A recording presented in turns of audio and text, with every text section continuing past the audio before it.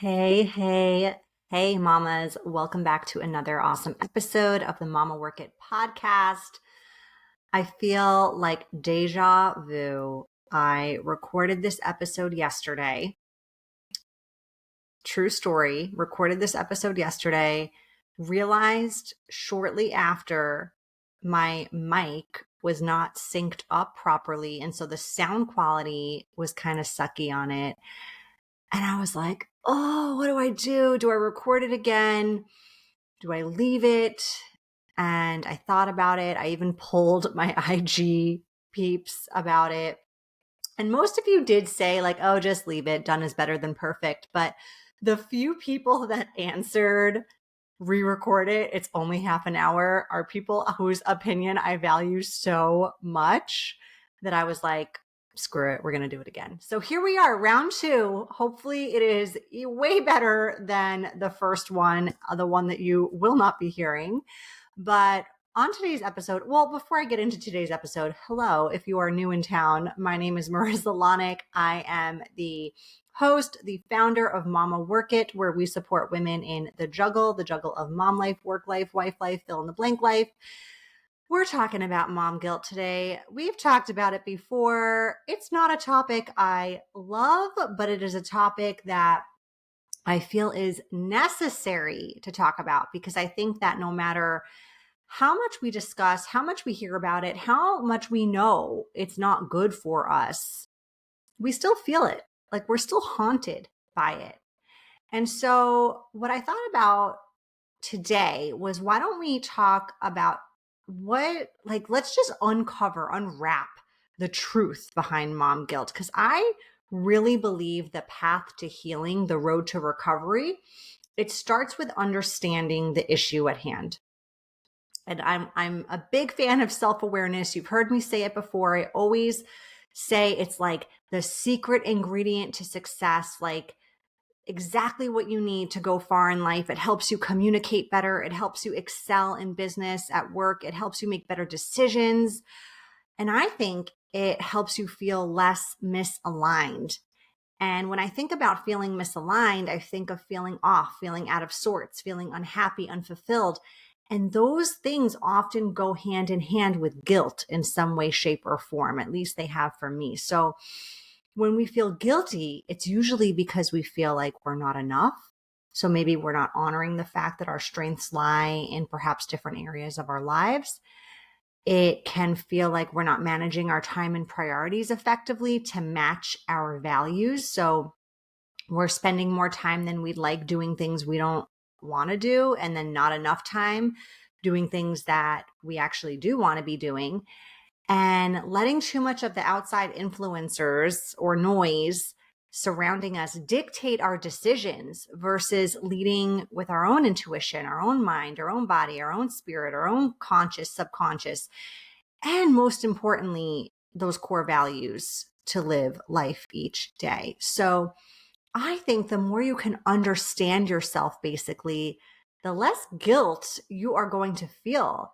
Because if you can get ahead of it, you can recognize it for what it is, and you can stand more confidently in how you're handling things day in and day out. So I know I started this with like a real big picture here, but let's get down to some nitty gritty. Let's exemplify this with some really good ways to see how mom guilt might potentially be showing up for us, how we can navigate those situations. And I'm going to kick this off with like a real quick story. I'm going to try to make it quick. I know these episodes are 30-ish minutes, so I'm squeezing a lot in as I normally do. But let me tell you the story about what recently happened to me. So it was my son's pre-K graduation ceremony the other day. Now, on a regular day, I drop him off at 8:30. I pick him up at 2:30. And by the time I get home and I have to leave again, I'm lucky if I get like a solid 5-hour workday in. And listen, I'm totally okay with that. Okay. Like I have designed my work and my life around this. I love that I get to make that decision and create that schedule for myself. But back to this story, graduation ceremony on this day, it was scheduled at 10 a.m. So didn't make a lot of sense for me to go home for a short period of time just to turn around and drive back. So what did I do? I brought my laptop and I decided to stop by a local cafe, grab a latte, squeeze in some productivity work before attending this like adorable, super cute event. So of course, I go to this cafe. I run into a bunch of pre-K parents who also had this great idea of grabbing a coffee before the ceremony. And I just love the fact that I was bumping into people I knew at the cafe. I have only lived in this town like less than a year. So I feel like I'm really getting to know my community. Totally a good feeling for sure. And then I started getting the same question from multiple parents as we're chit-chatting. And that question was something along the lines of, are you leaving with your son after the ceremony? Like, are you pulling him out of school? And honestly, I was kind of confused. Like, I thought I missed an email about school ending after the graduation. I was questioning my organizational skills of like, did I not plan this week according to the school schedule? But no, everyone kind of agreed that no, school was still on after graduation. It was just like this opportunity to continue the celebration afterwards. Maybe take your kiddo out to lunch, maybe go get him a gift or flowers or balloon, and like party hard at 11 a.m. Listen, absolutely no judgment for parents who did this. It was very sweet. I personally was not about to take my kid out of school 3.5 hours early to celebrate pre-K graduation. We get plenty of one-on-one time, more time than I get with my other kids for sure, because he's the youngest. So I have like, more time with him often with our drop off and pickup schedule and things like that. But I also had so much work to do before summer officially was going to get started in our house. And I needed like every minute of that prime daytime work hour schedule before I had to like sit my kid in front of a screen in order to do what I needed to do. But even knowing how this like was not an option for me, it's not something I had considered, even feeling pretty secure in my own values linked to my family, linked to financial stability, even recognizing my own character, my own behavioral qualities, I still felt this twinge of mom guilt.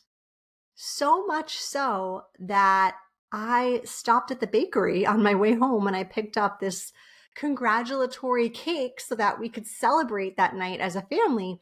And that wasn't necessarily something I intended on doing.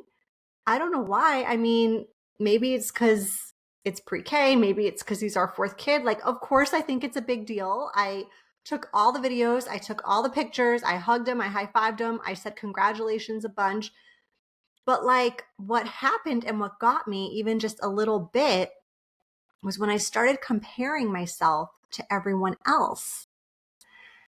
And the best part about this whole thing is because I knew why this trigger was showing up, I was able to turn the guilt around and rest back on my own self-awareness that, you know what?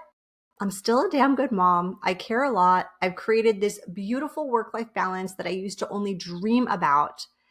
And I don't need to take my kid to Chick-fil-A on a Monday afternoon to prove it to myself or to anyone else. So, what are some other ways mom guilt can tend to creep in? How can we better understand it? I'm going to share a bunch of examples on today's episode.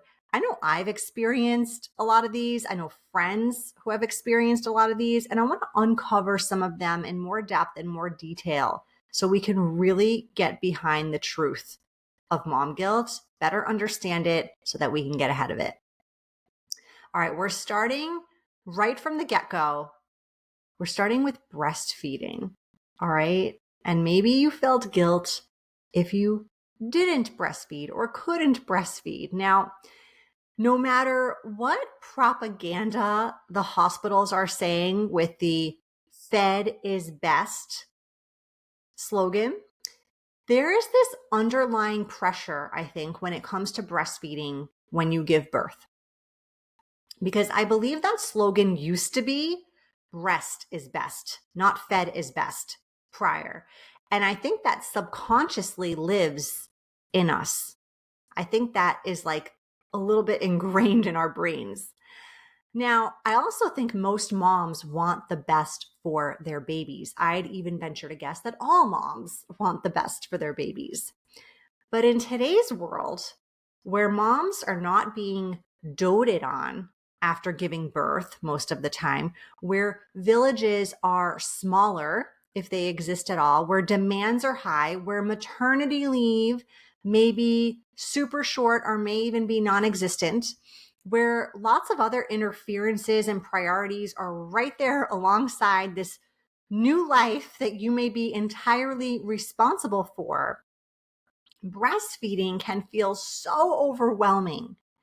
And the guilt associated with not doing it, that can feel equally encompassing. So to me, this can be a recipe for like a postpartum mental health nightmare. And I can't even tell you like the guilt that I felt with my first babies when this did not work out the way I had wanted it to. And then when it also didn't happen for my third baby, and I guilted myself into exclusively pumping for months. And the last time around, I honestly believe guilt was like a motivator for me in making me quote unquote successful, because maybe this is TMI, but I'm sharing it anyway. But like when your nipples are raw and bleeding and you continue to give this task everything you have, you can feel a little insane for pushing yourself to such limits. Each time I stopped breastfeeding or trying to breastfeed, I will tell you, I felt like a failure and guilt really enveloped me. Like even the final time when I was in my mind a breastfeeding success story, like there was some guilt in the weaning process. And why? Why is that? I think a number of things come up for this particular example. Firstly, it doesn't go the way we planned it. And so we take this ownership, we take this responsibility for that because it's our body, it's our plan, it's our baby. So that was something I know I experienced. Second, we let the noise in. We don't lean into our own values. So what's more valuable to us? Is it more valuable to feed our baby breast milk, or is it more valuable to be a happier mom in that case? Is it more valuable to pump during the hours our baby is awake, or is it more valuable to play during those windows? Is it more valuable to perfect the latch, or is it more valuable to have, bottles that are all clean and sanitized and drying on the rack? I don't know. And there's really no right or wrong answer to this. It really is just what's valuable and what's important to you.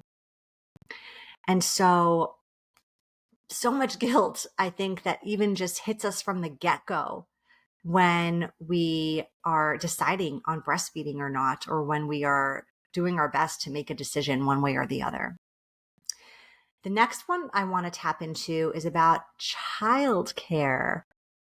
Oh, the guilt associated with like a daycare drop off or leaving the nanny with the kids or whatever it is, whatever childcare you may or may not be using. There's so much guilt that is often felt by working moms all over the world when it comes to this. And yet again, why? Why is that? Is it the lack of time that we're spending with our kids? Is it the uneasiness in the quality of care they're receiving? Is it not feeling aligned or content or happy with the work you're doing or the people you work with? Is it someone's snarky remark about someone else raising your kids? I know I've heard that one. I want to share with you some research that I found as I was prepping this episode. 50 years ago, about 47% of moms with children under 18 worked. Now, in 2025, that number is approximately 73%. So yeah, more moms are tapping into childcare. And moms are also now the primary earners in about 40% of households. So they are more likely to be employed full-time versus part-time compared with 50 years ago. Childcare is a necessity.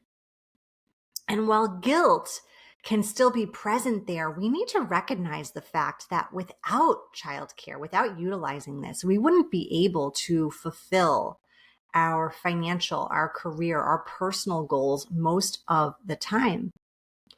So listen, if taking a career break makes sense for you because using childcare doesn't align with your values, go for it. If that's not an option for you and you feel like you're stuck here, I want to remind you of something really, really important. And that is, and don't hate on me for this. Don't come at me for this, but you always have a choice. You always have a choice. And listen, I've been there with you. I get it. But I want to break this down to like the most granular, simple level for you. You have a choice to work and live in a house and pay a mortgage and buy the things you buy. You have a choice to choose one type of childcare versus another. You have a choice to work for the company that you work for with the demands and the schedule they have, or to go elsewhere. And I know you might be listening and feeling like, listen, you don't know me. It's not that easy. Again, I get it. I see you. I was you. I was the higher earner for years. I held the benefits. I felt that responsibility alongside that immense guilt. And after a lot of self-reflection, a lot of self-discovery, a lot of self-growth, I realized it was in the end a choice. And I could make that choice. Was it an easy choice? No, it was one of the hardest choices I have ever made, to leave a stable 6-figure corporate career that was a big part of my identity and step into a really scary entrepreneurial place in business. But it is still a choice I've never regretted. Did I still tap into childcare? I absolutely did. But I also had more autonomy as to how often I needed to use childcare, how many hours I worked, and all that goes along with that. So if this childcare guilt is something that you are struggling with, if it is tugging at your mom guilt, I want you to really look within and unpack this. Like, what is it that's triggering this for you? Is it a career shift that you need to make? Is it a break you need to take? Is this a childcare shift? Even just in what type of childcare you're utilizing? Is it even just about the way you're intentionally using your time during non-childcare hours so that you feel like the quality surpasses any amount of quantity that you could ever give to your kids? So there's, again, no right or wrong decision. It's about what feels right to you, what feels like it makes sense for you and your family. Next thing I want to talk about when it comes to the truth behind mom guilt has to do with finances. So financial constraints. I know a lot of moms, especially stay-at-home moms, they can feel this financial guilt for not being able to provide more for their kids because maybe they don't bring home an income or their income isn't significant enough. And I get it. Let's unpack it. First things first. Comparisonitis. It is everywhere. It is at school. It is at the park. It is on social media. It can affect you all the time. Like, you don't even have to leave your house to feel it. You can't even kind of hibernate away from this because all you have to do is pick up your phone and scroll and like, boom, there it is. And the financial one is a big one for me too, because even if I am bringing home an income, as someone who is like a high achiever, I will often be like, oh, it's not enough, or I need to do more. And I think also comparisonitis does get me sometimes too. So maybe this is because I also have 4 kids and I have expensive taste and that shit adds up. Like, whatever it is, the guilt associated with this is a really interesting one. Because what do you do? What do you do? Do you just say, screw it and buy the thing you want because damn, you deserve it?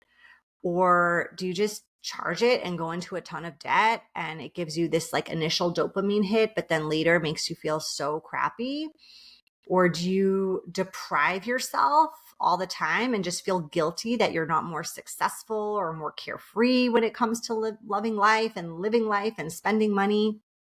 I feel like the guilt here can get you in so many directions. It can come with buyer's remorse. It can come with preventing you from enjoying life. It's so tricky.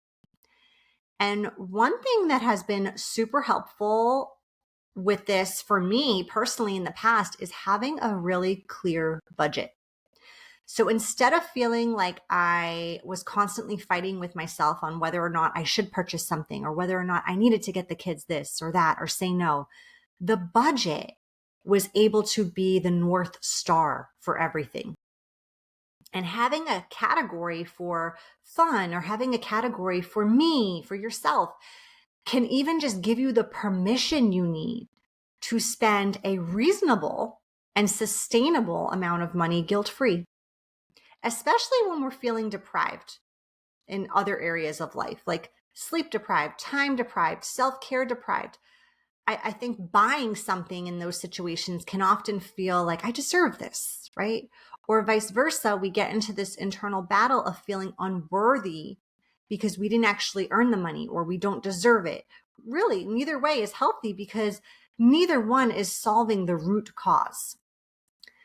If we're deprived in something, let's fill the depletion with what we need specifically in that case. If we're feeling unworthy, let's work on healing it. Taking action, whether it be therapy, whether it be the budget and organization, whether it be with rest, whatever it is that can help us feel less guilty and more capable of spending our finances, our time, our energy more effectively. All right, next thing I want to touch on here, next example, I have lovingly called it store-bought versus homemade. Okay, store-bought versus homemade. So I'm thinking bake sales, I'm thinking birthdays, I'm thinking like whenever a sweet treat is needed. Now, I'm going to be totally honest with you, and if you followed me for a while, you know, I personally like to bake. Like it's kind of a hobby for me. I enjoy it. So this one doesn't get to me quite as much. But if I didn't like baking, I would not beat myself up over this. Okay. I always think about this one movie whenever I think about this example. Now, I'm going to date myself a little bit. It's from the year 2011 and it stars Sarah Jessica Parker. It's called I Don't Know How She Does It. If you haven't seen it and you're a working mom, definitely watch this movie. So she is a corporate working mom in this movie. She travels a ton. And one night she's getting home kind of late from a business trip. And it's the night before like a school bake sale. So what does she do? She stops at like the corner store. It's the only thing open. And she buys this pie. And when she gets home, she proceeds to like mess it up a little to look like she made it. And the premise of the whole movie is like, she works too much. And in the end, she chooses family over work. And it's great. It's such a feel good, cute movie. It's funny.